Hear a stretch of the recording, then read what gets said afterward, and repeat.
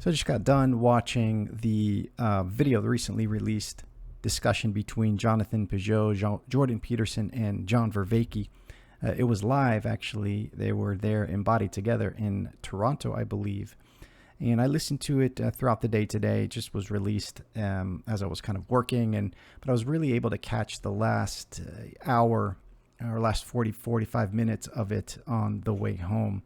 And there was a real, I don't want to say it's not a sticking point, but I think the conversation, the dialogue converged on this important distinction and difference between the nomological order and narrative. The question was something like, what is fundamental? Is the nomological order, which is something like first principles, something like fundamental principles by which knowledge and reality cooperate, right? The nomological order. The question is it fundamentally narrative? And if it is not, what is the relationship between this fundamental nomological order? You can think of it as science as such, or the essence of science, and the function of narrative. And I think it seemed to be, if you on first pass, it seems to be one of those kind of more academic-like disagreements. But if you think about it, this is actually it gets to the heart of the matter, right? It gets to the absolute, the conversation converging on this topic is important for many reasons. And I've jotted down some notes here, and I want to just share my initial thoughts and open it up for continued discussion. So John Vervaeke says towards the end that the logos, so ultimately they agree that the logos is the fundamental organizing principle of reality. Of course, Jonathan Pageau is an Orthodox Christian, and John Vervaeke is not, right? He is not a religious or particularly religious person in the kind of any traditional sense. So the disagreement was whether or not narrative is fundamental to the nomological order. And I think that Jonathan Pageau kind of started, and they've had this topic of discussion in many of their previous discussions. And I think Jonathan came more towards John Vervaeke's point here. And I think Peterson played a sort of mediating role, but I would say he was kind of contending with both sides. And it wasn't an argument or a contentious disagreement. It was more of a dialogos on a very important topic. So, John, again, Vervaeke, who's not a religious person, said the way he kind of thought about the logos is that which allows the narrative order and the nomological order to unite, to function, to operate in the world. And I think I would agree, and I think that Jonathan would agree there. But I think where there's a difference maybe in their orientation is when it comes to the Trinity. So the Trinity, I think Jonathan is right on here, and I think that John will eventually come towards Jonathan on this portion of the disagreement, which I think happened a little bit here, is the importance of the Trinity. And the way that I was thinking about it, how can we understand the Trinity and the relationship between the three persons of the Trinity with regards to this distinction between the nomological and the narrative order? And something that came kind of to mind was that the narrative is the function, right? So the Trinity is the formal nomological order, all right? The first principles that undergirds all reality is Trinitarian in a sense, right? Narrative is the function of the formal triunitarian metalogic, the gospel, right? The gospel is the narrative that is the implication of the function of the formal triunitarian, the Trinity metalogic that undergirds all of reality, the logos. So this distinction, this relationship is as integral to our understanding of reality, I'd say, as much as the issue of quantity and quality. That's something that came up for me. In fact, they are inextricably related, this idea of the nomological and the narrative order and this idea of quantity and quality. So the Trinity, all right, the relationship between the three persons of the Trinity This is something that came to mind, so let me know what you think. So the relationship between the three persons of the Trinity is to social relations as fundamental physics is to material relations. So just as scientists explore particles colliding in particle colliders at high speeds and their interaction from colliding with other particles and the shape, the form, the energy, the force that is released in these experiments, I think is something akin to, we can look at like the Trinity and think about and consult the saints and think about the nature. And of course, ultimately it's a mystery and it's okay. And we need to hold the mystery. I think it's important to hold the mystery so this pendulum doesn't swing one way too far towards the quantity or too far towards the quality. There needs to be kind of a constraining principle there. So I think there's an interesting kind of relationship there. So what we're looking at, what this discussion is about is, from my perspective, we're trying to figure out the appropriate mediation of quantity and quality, of nomos and nous. And it should be at the heart of both nomological order. It is at the heart of both the understanding of the nomological order, science as such, let's say the essence of science, and the narrative order, let's say the essence of religion. So ultimately what's being interrogated here is this fundamental, perennial, very current question of the relationship between science and religion. Ultimately it comes down to this sticking point, this distinction between the nomological, the law, all right, and the narrative, the functioning of the law, the playing out of the law. I would say that kind of where I stand is that these are inextricably linked, just as quantity and quality are, and they need to be looked at and mediated as such.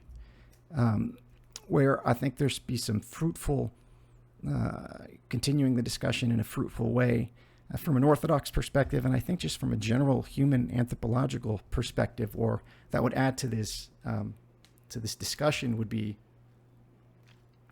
really thinking about the nature and the function of the three persons of the Trinity, and how we can look at individual particles, fundamental particles, and their relationship in building larger, more complex molecules, cells, etc., etc.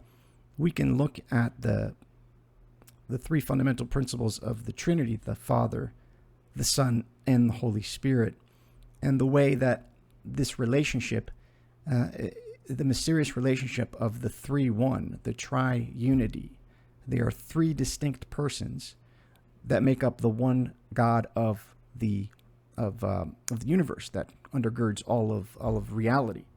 So can we understand each function, the function of the Father, the function of the pattern, patera, right?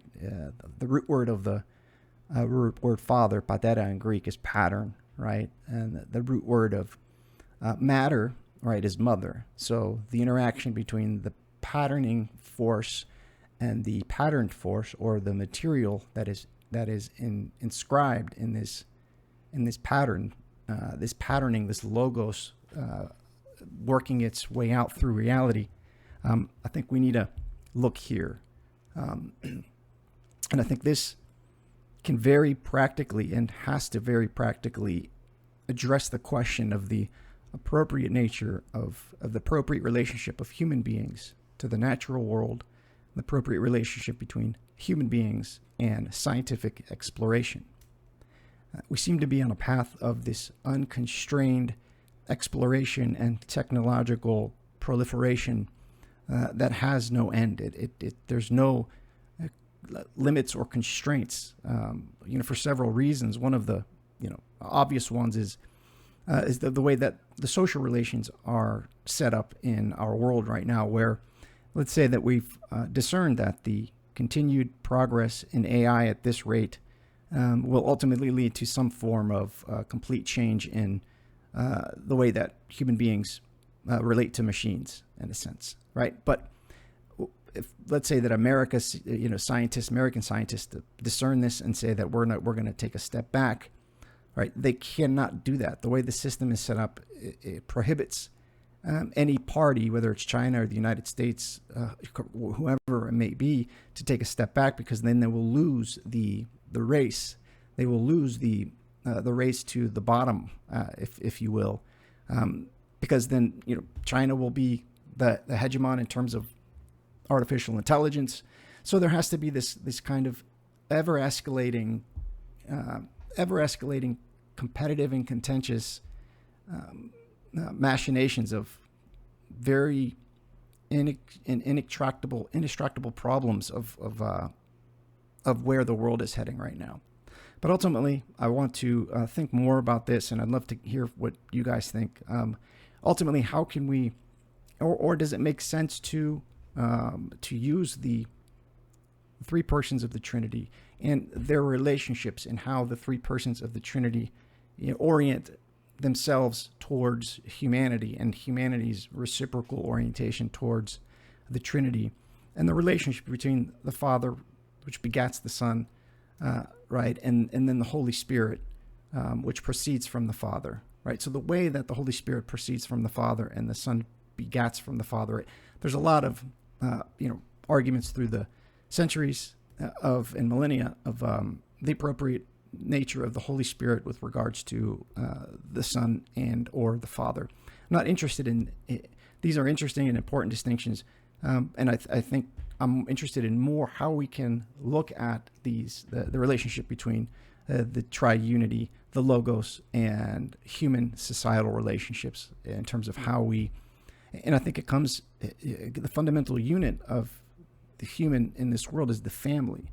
The family is a trinity, right? You have the father, the mother, and the child, right? And the relationship, the appropriate relationship of each of these three parties is integral and paramount with regards to how we should set up society at higher levels of organization, whether it's governmental, local, state, national organization, or even corporate, how we would set up the business world, right? How can we thinking of the system in terms of the free market versus, communism versus socialism, all of these old isms that are, old 20th century ideologies. We can look at them and hopefully through discourse and discussion and dialogos, marry the important domains of reality, the scientific, natural exploration of phenomenon through a method of testing and verifying, and the religious, the symbolic nature of the world. Quantity, right? Exploring quantity is the nomological, the scientific kind of order, and exploring quality is more akin to the religious or symbolic order. The intersection and the appropriate mediation of these two fundamental domains of reality have come to a tipping point, to the point where humanity has brought itself to a precipice where this question of reorienting consciousness towards science and converging into some sort of meta science, some sort of religious science, as terrible as that sounds. And I don't mean this synchronistically, but the question of the nature of reality and technology and the way humans organize themselves is of paramount, explicitly, overtly, of the most importance right now of consideration, because of the fast-moving momentum that the wrong relationship to these things has borne out. So anyways, just an initial reaction and some things to consider. Love to hear what you think, and I'll see you guys next time. God bless.